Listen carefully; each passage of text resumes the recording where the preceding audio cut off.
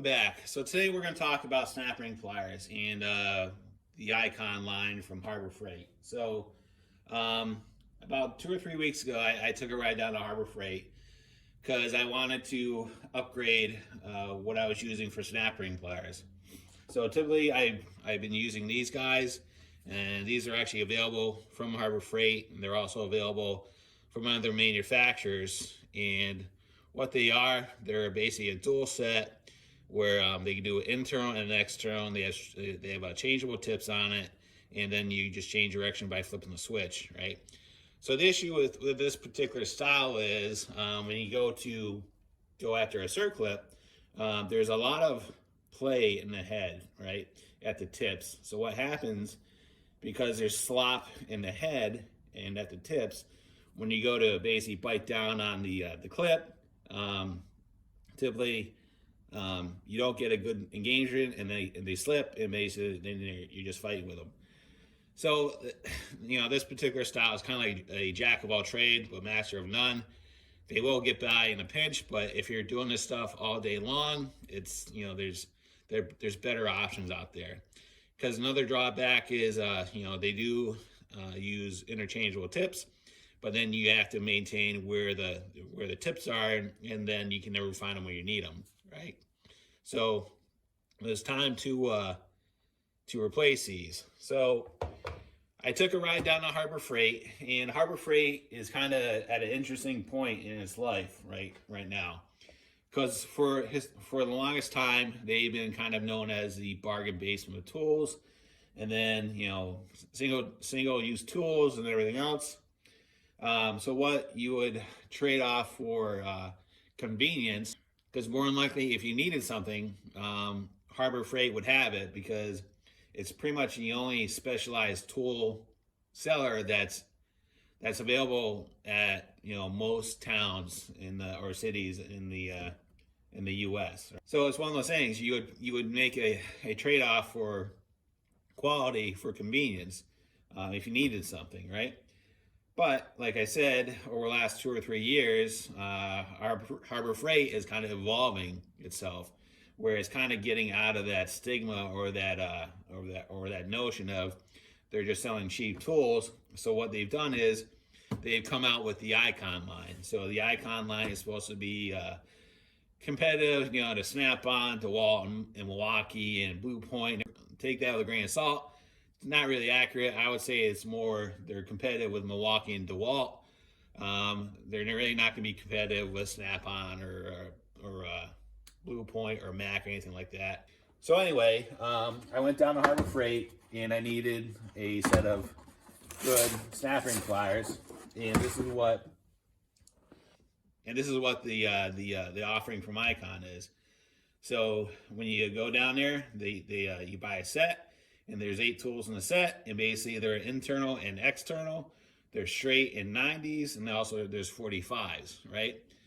So let me tell you, since I bought these, they've made my life so much better than dealing with these guys, right? Because like I said, these have slop in the heads, and it makes it that much more challenging when you're working on something. So just as an example, if we look at these straight, what are these? These are the internal straights, right? And the tips are actually pretty good. They're actually a little dirty. I was just using them. And when you go to actually jump on a circlip, the engagement is really nice. They don't slip, and they're long enough where you can actually apply some leverage on the circlip that you're trying to remove. So one bad thing about these is they're relatively small, and when you're trying to apply torque to it, trying to do it in that shallow area, you really don't have that much mechanical leverage. But with these, because they're longer, when you go to apply a torque to them, they just work that much better, right? So one thing I like are these guys right here. These are my 45s, and these are a game changer, right? Because being able to kind of able to reach over a lip and actually get in there makes quite a difference. You wouldn't think that it would, but it actually does. If I was to have a gripe on anything, honestly, it would be the material that they use for the handles. Um, I wish that they would put something a little bit more textured on it, because these are kind of like an old school coating on them. And what will happen is, if your hands are oily or greasy, they will tend to slip. So I wish, especially with these being their icon line, kind of like the upgrade, that they would take the opportunity just to change the material on the grips. But they do work well, so, but that's the only minor gripe I've actually found. All right, so while we do this, we'll go ahead and set up some things that we're going to use these pliers on, and I'll show you them in action, and then you can make your own decision on how they perform. All right, so this is what I typically use these snap ring pliers for, removing these circlips off these idler or bogey wheels, right? And what these are actually used in in snowmobiles. There's actually quite a few of these in the suspension of the sled, and there's a bearing in them that typically go bad. So what you normally have to do is, part of the seasonal maintenance is you check these for bad bearings, and then you have to remove them and then drive the bearing, remove the circlip and then drive the bearing out.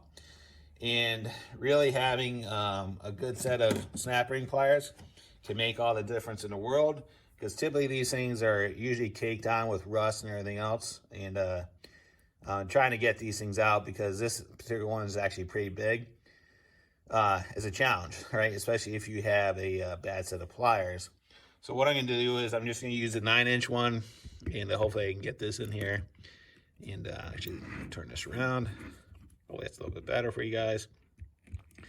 And we're just going to go in, and you can see you get good engagement on the tip, and it is compressing it. So what we'll do is lift that out, and it comes right out. So if I had to use those, the other ones, which are basically meant for, going either way, I'd be fighting with it, just because there's so much play in the head. The tips would never stay engaged on the clip. So it actually works out pretty well. Let's see if we can get another one out there.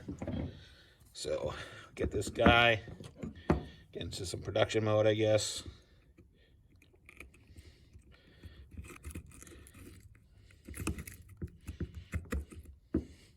That comes right out. So we can do another one.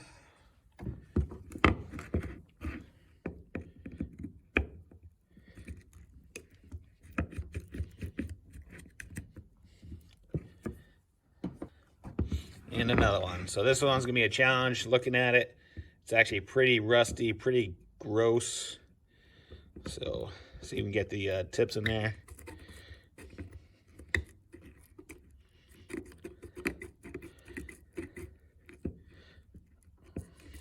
Yeah.